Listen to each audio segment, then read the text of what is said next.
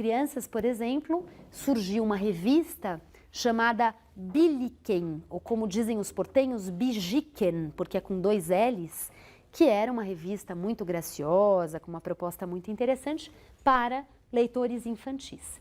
Havia revistas para mulheres, falando do que era ser uma mulher moderna, do que eram os novos artefatos para facilitar o serviço doméstico, o que era essa mulher agora que não precisava mais passar o seu dia inteiro se acabando para esfregar uma roupa, enfim.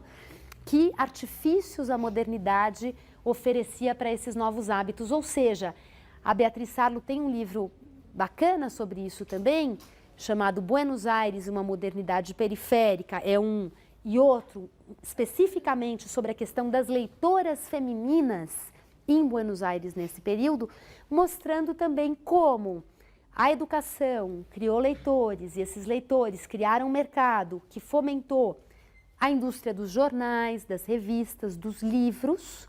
Havia, portanto, uma produção grande de impressos e, ao mesmo tempo, a circulação desses impressos fortalecia determinadas tendências modernizadoras. Esses impressos traziam muitas vezes imagens que reforçavam essa identidade de uma cidade moderna, de uma cidade cosmopolita, de uma cidade com novos hábitos. Então, isso também fez parte desse impacto de leis de educação que o Sarmiento concebeu lá atrás, na década de 1870, e que foram sendo de fato implementadas e tiveram desdobramentos muito importantes para a criação desse circuito cultural. A ponto de, para terminar esse argumento, a ponto de se considerar, na historiografia de maneira geral, vários autores, que os escritores, os intelectuais argentinos, já muito cedo, não mais dependeram do Estado para sobreviver, não mais dependeram dos mecenas para sobreviver, porque eles podiam viver do mercado. E isso teria dado aos intelectuais e aos escritores argentinos uma autonomia maior do que no caso do Brasil, por exemplo, onde o mercado de leitores era sempre muito rarefeito e os intelectuais dependiam, portanto, de apoio de mecenas privados ou de políticas públicas para conseguir se manter, porque ninguém vive de ar, então, ou tinham um emprego público e escreviam nas horas vagas. É muito interessante o impacto disso, o impacto, então, da criação desse circuito cultural que a população leitora, as bancas de jornal, as livrarias e essa população que comprava impressos dos mais diversos preços, desde a Biblioteca de la Nación, que era uma coisa mais glamurosa, até livros muito baratos que falavam de coisas folclóricas, Martim Fierro, por exemplo, até textos políticos mesmo sobre Revolução Russa e questões socialistas, que falavam disso e eram vendidos a preços muito acessíveis nas bancas de jornal. Bom, para terminar agora, então, volto ao início do século XX, quando esse cenário de uma educação que vai, de alguma forma, incorporando esses setores populares a uma nova ordem. Por outro lado, essa tensão entre os imigrantes, dos conventilhos, a ausência de leis trabalhistas e, por outro lado, essas oligarquias ricas, prósperas e também muito snobs, segundo a literatura da época. Isso tudo foi tendo desdobramentos vários. Eu vou aqui sublinhar algumas coisas que eu gostaria que vocês tivessem em mente, ajudam depois a pensar a história da Argentina no século XX, que não vamos fazer agora. A primeira coisa é que a chegada desses imigrantes, vindos de vários lugares, com línguas as mais diversas, com repertórios culturais os mais diversos, assustou essas elites e esses setores médios argentinos que estavam por trás da lei que criou a escola pública, que imaginou uma escola pública com uma educação enciclopédica, que imaginou que os cidadãos, que os estrangeiros teriam os mesmos direitos que os argentinos, que todos seriam bem-vindos, que a Argentina era para todos. Essa idealização do imigrante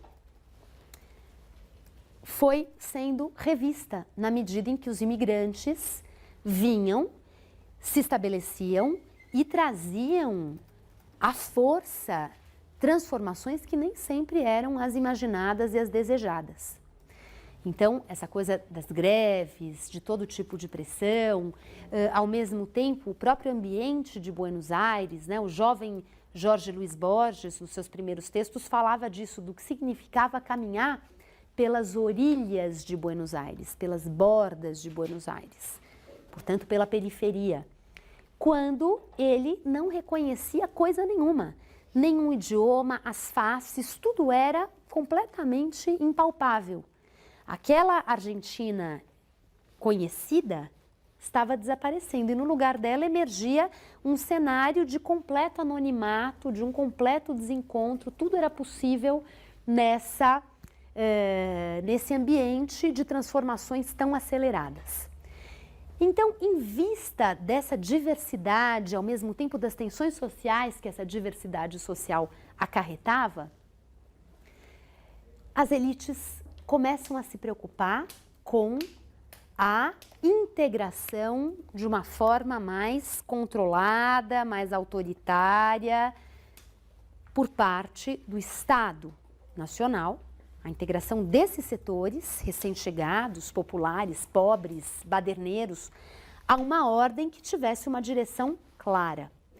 E essa incorporação vai se dar de várias formas, eu vou chamar a atenção aqui para duas. A primeira delas tem a ver com isso que eu disse antes, essa lógica da ciência, do positivismo, da técnica e da normatização social. Essa normatização social que vai começar a controlar e a coibir tudo que fugisse à normalidade e que se manifesta através de discursos higienistas, que se manifesta através de discursos sobre a ordem social.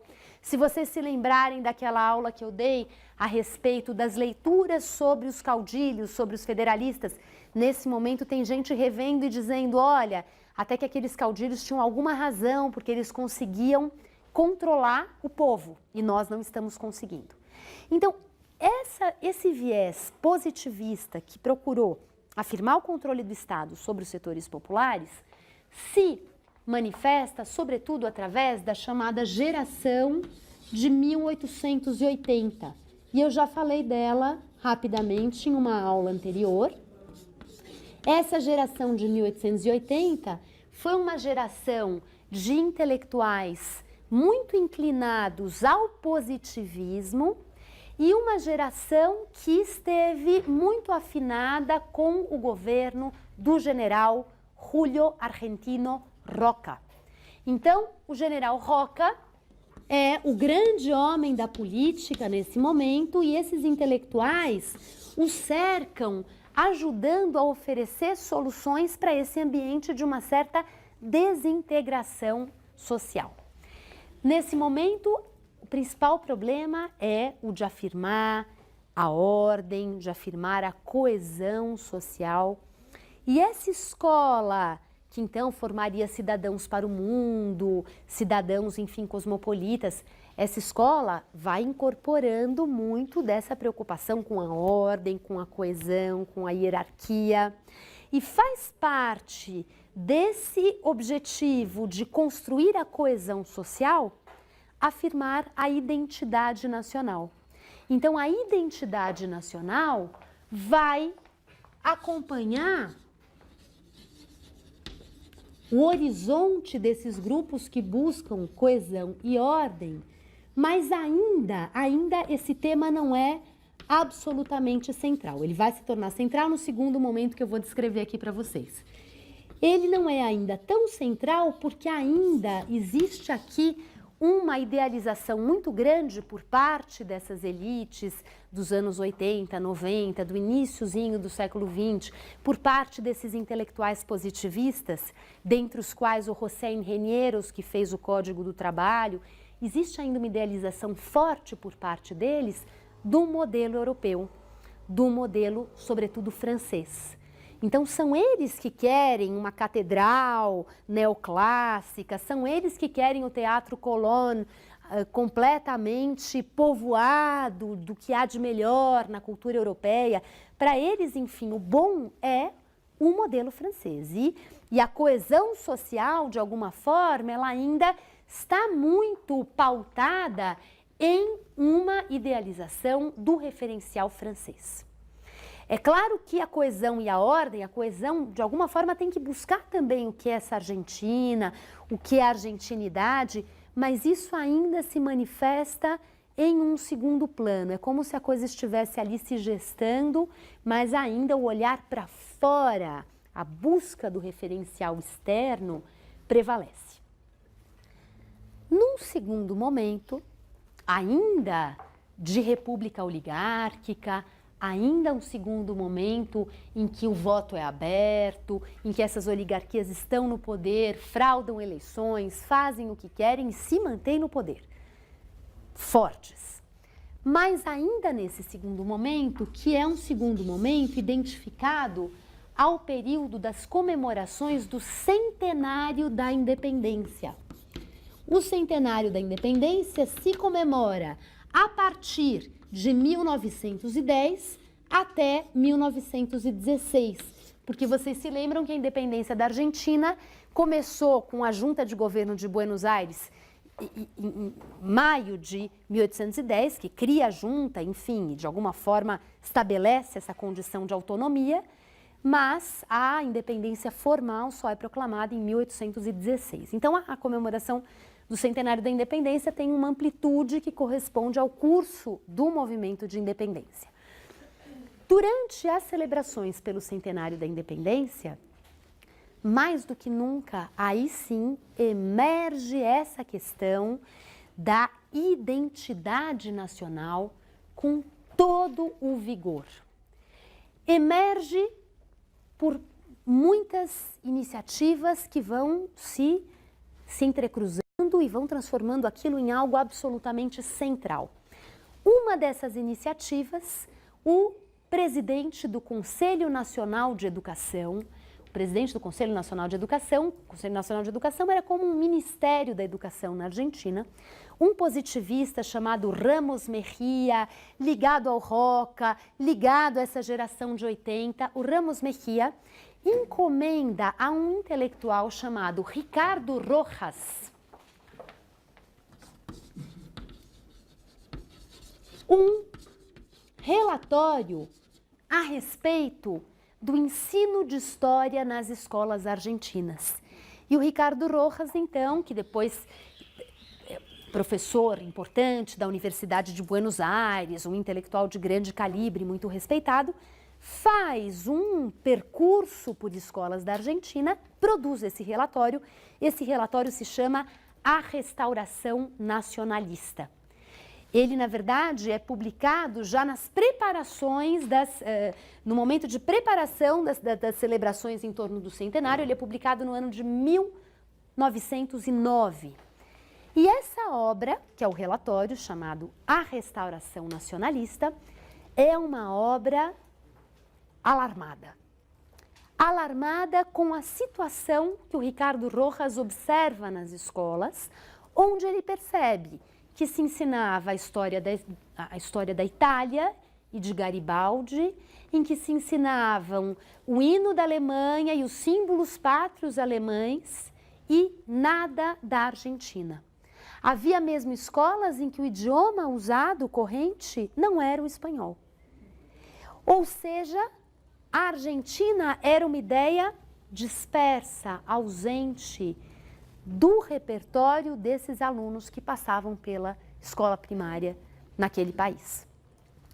E a obra do Ricardo Rojas é um marco de uma preocupação que aparece com muita força nesse momento de que a escola cumprisse o papel de nacionalizar o tecido social, de nacionalizar os filhos de imigrantes.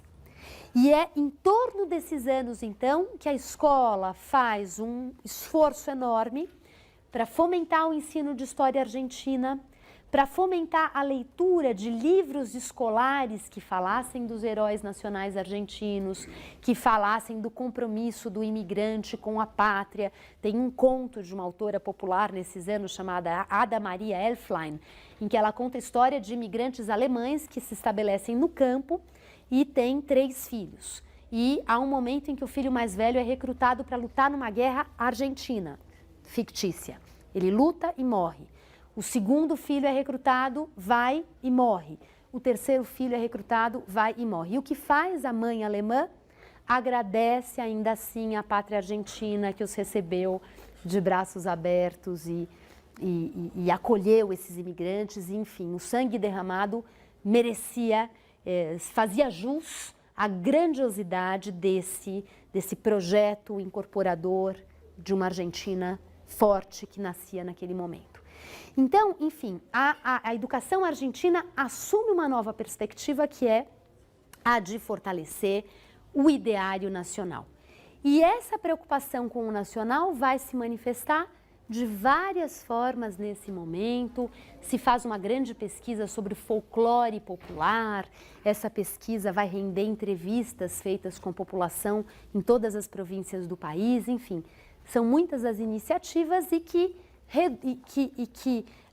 chegam ao seu auge na publicação, aí não no plano das escolas, mas nesse mundo intelectual, chegam ao seu auge com a publicação de um livro escrito pelo Leopoldo Lugones, que eu já mencionei em uma outra aula, chamado El Payador, que era um livro que exaltava o poema Martín Fierro do José Hernández. E como nós já comentamos aqui, o Martín Fierro seria um símbolo de uma Argentina gaúcha, de uma Argentina gaúcha, de uma Argentina rural, de uma Argentina desse mundo ainda muito pautado pelo ambiente colonial, pelos caudilhos e não pela modernidade. Ou seja, o Martín Fierro seria o símbolo de uma Argentina hispânica, católica, rural, hierárquica, gaúcha. A cultura popular ali no Martín Fierro não é o imigrante, a cultura popular vem desse habitante do campo que monta o seu cavalo, que toca o seu gado. Então, o Martín Fierro seria a expressão de um certo ápice de um movimento que começa aqui com a restauração nacionalista do Ricardo Rojas, que marca uma nova clivagem intelectual e política que não é a da geração de 1880, que não é a do positivismo, que não é a do projeto do Roca. Trata-se, sim, de um grupo que vai ser genericamente conhecido como uma direita nacionalista. Uma direita nacionalista que já não quer a república e que já não quer a modernidade. Que pensa na Argentina olhando para o passado. O ideal da Argentina foi atropelado, foi varrido por essas transformações todas.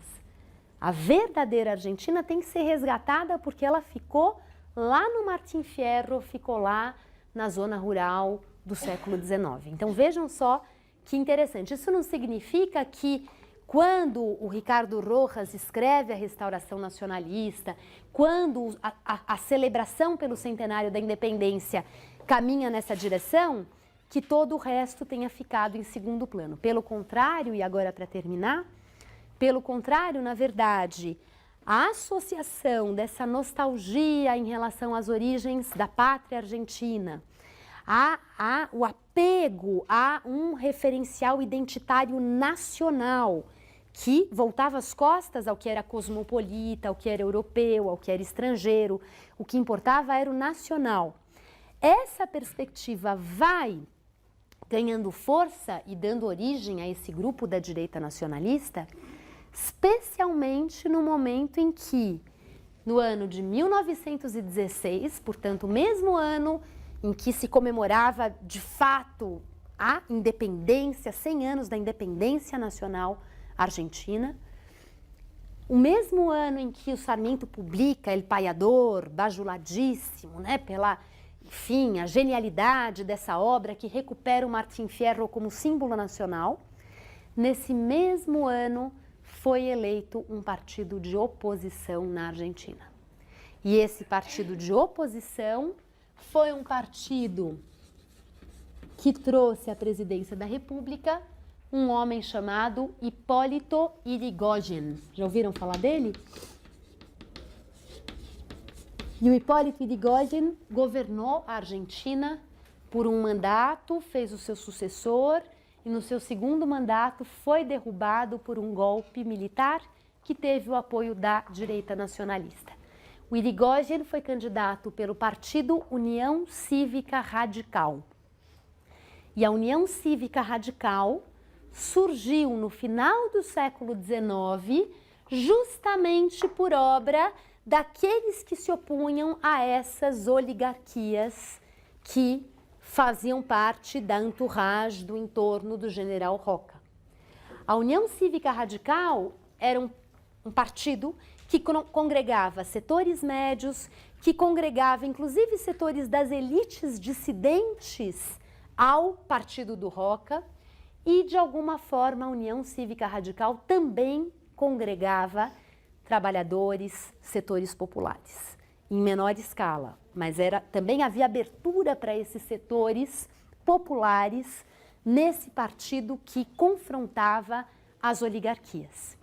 No ano de 1912 foi aprovada uma lei na Argentina, a Lei Sáenz-Pena, que instituiu o voto secreto. O voto deixou de ser aberto. E graças à Lei Sáenz-Pena, nas eleições presidenciais seguintes, o partido de oposição, a União Cívica Radical, venceu as eleições. Ou seja, a chegada da União Cívica Radical ao poder, de alguma forma, foi a expressão de como esses grupos que vinham também crescendo junto com a modernização, ganharam força e conseguiram, então, pelo menos naquele momento, desbancar as oligarquias. Para encerrar, uma reflexão que está em vários autores, entre eles um autor que eu gosto muito, chamado Ángel Rama, que era um crítico literário uruguaio, morreu há vários anos já num acidente de avião. Ele que foi o organizador da Biblioteca Ayacucho, que eu comentei com vocês várias vezes, né, que reúne esses documentos, essas grandes obras literárias também latino-americanas, clássicas. O Ángel Rama tem um livro em que ele reflete sobre a natureza dessa modernidade argentina da virada do século XIX para o XX. Um livro chamado A Máscara da Modernidade.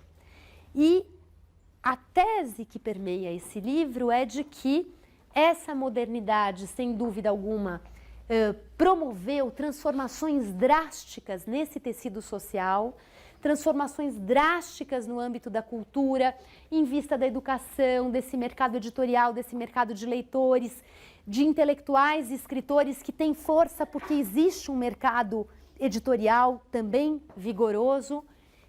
E, em meio a tudo isso, o que prevalece é a ideia da mescla, das tensões, de um ambiente extremamente heterogêneo, né? A forma pela qual tudo isso se dá é uma forma que acentua essas discrepâncias entre as oligarquias, esses setores populares, esses imigrantes nos conventilhos, aqueles que olham para a modernidade com júbilo e aqueles que olham para trás e querem que a Argentina volte a ser a Argentina rural do Martín Fierro. Então, o Ángel Rama chama a atenção para essas contradições que marcam a modernidade argentina. A pergunta que eu deixo aqui com vocês, em aberto, para a gente discutir ao longo dos tempos, é a de se essa característica das contradições, das tensões, é exclusiva, no caso aqui da Argentina e de uma forma mais geral da América Latina, do que foi essa modernização, essa urbanização latino-americana na virada do século XIX para o XX, ou se ela, de alguma forma, se aplica, se ela, de alguma forma, se coloca para os processos de modernização de maneira geral. Tá? Porque ele está falando disso, na verdade, como uma crítica de uma modernidade coalhada, marcada por profundas contradições.